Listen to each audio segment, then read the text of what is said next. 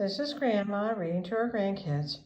This is a very old golden book that one of my girls used to love me reading to her at Christmas time. The Cat That Climbed the Christmas Tree by Susan Santoro Wayne.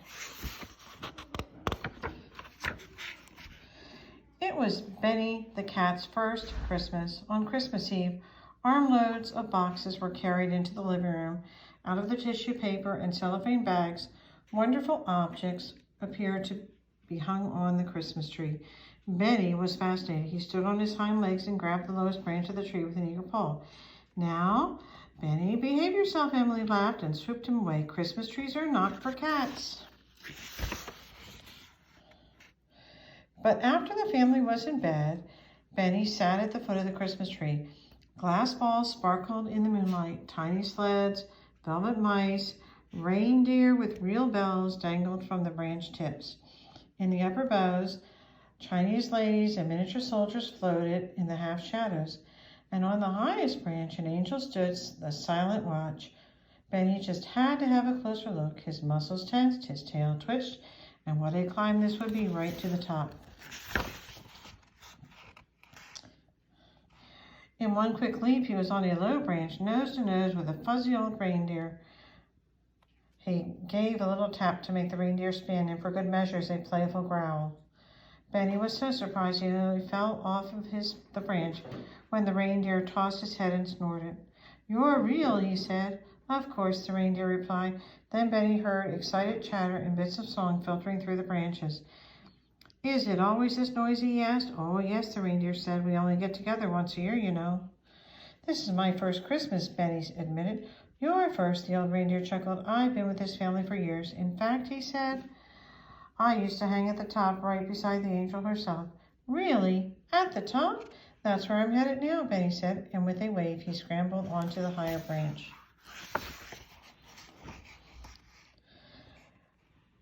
Up Benny climbed, past silver flutes and tiny drums. Miniature skaters called to one another, and old-fashioned clothespin ladies gossiped on their bows. Suddenly, a familiar squeal caught his attention. A velvet mouse peeked out of a red stocking. Curious, Benny approached the mouse and ducked out of sight. "Go away," the mouse cried. "Don't worry," Benny said reassuringly. "I never hunt velvet mice. Besides, I'm on my way to the top of the tree." The mouse cautiously rose from his stocking and regarded Benny with interest. "That's very unusual," the mouse said, "and possibly risky." "Cats thrive on risk," Benny scoffed, "and just the other day I jumped right from the kitchen counter to the table, and I was carrying a piece of bacon at the same time." "I'm sure you're good," the mouse said, "but there are sharp needles and shaky branches, not to mention the soldiers who guard the top of the tree. You'll never get past them." "I'll keep that in mind," Benny smiled. "How about a game of tag on my way back?" "No, thanks," the mouse cried and quietly disappeared in his stocking. Benny climbed higher. He stopped beside a red sled to admire a beautiful bird. She was perched before a tiny music stand with her long iridescent tail swept to the branch below. "Why, it's a cat," the bird cried. "However did you get up here?" "I climbed," Benny said proudly. "Such bravery. Your reward shall be a song. Everyone tells me I have a very fine voice." Benny glanced up. Was that the lacy hem of the angel's skirt up ahead? "No," he said, "I can't stay." Benny reached the next branch. Chinese ladies whispered behind their fans. One pointed at something over Benny's shoulder. Before he could turn, Benny heard a shout. Oops. "Halt! Who goes there?" The soldiers. Their leader advanced and stood before Benny. "I'm Benny the cat," Benny answered in his most charming voice. "I've come to see the top of the tree." "No cats in this tree," the leader said. "Go back." "But I've come to see the angel," Benny said, smiling pleasantly. "I'll just be a minute." Benny started around the line of soldiers, then rushed to bar his way, but Benny was too fast for them. He leaped to one side and broke past two glass bells that crashed to the floor. The tree was in an uproar.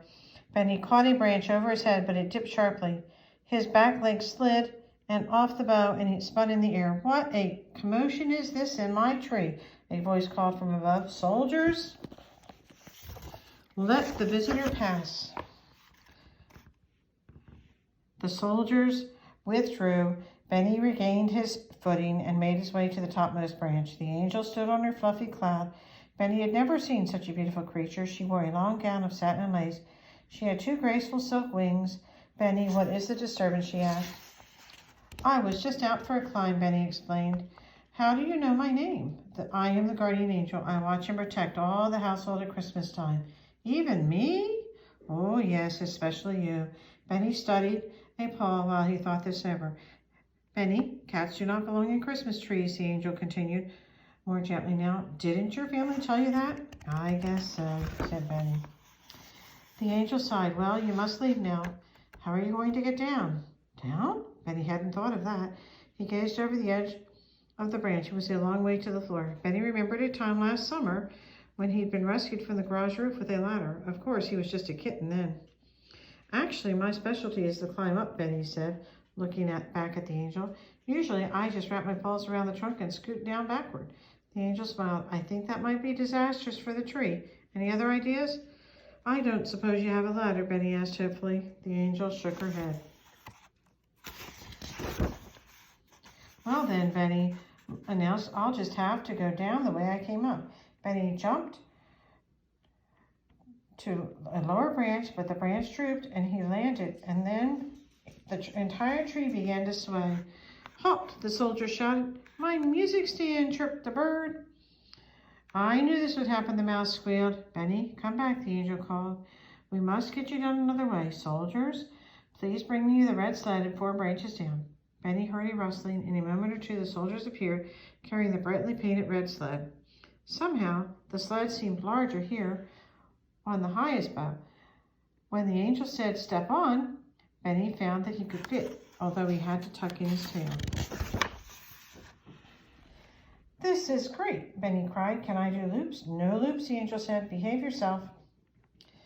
The angel reached down and stroked Benny's head. Her touch was as soft as the velvet inside the old violin case where Benny had once fallen asleep. Then she smiled. Are you ready? I'll push you. The sled sailed off the tree. Goodbye. Goodbye, Benny called. Down he glided in the moonlight, past the wooden soldiers who saluted and the Chinese ladies who waved their fans, past the rocking horses and the iridescent bird. He could not resist swooping close to the velvet mouse who ducked his head in the red stocking as Benny passed by. At last, Benny landed on the carpet, just below the fuzzy reindeer. That was the best climb ever, he purred as he stretched and headed for his basket. On Christmas morning, the family found Benny unusually sweet and well-behaved, and he didn't jump on a sinker countertop until sometime after New Year's Day. The end.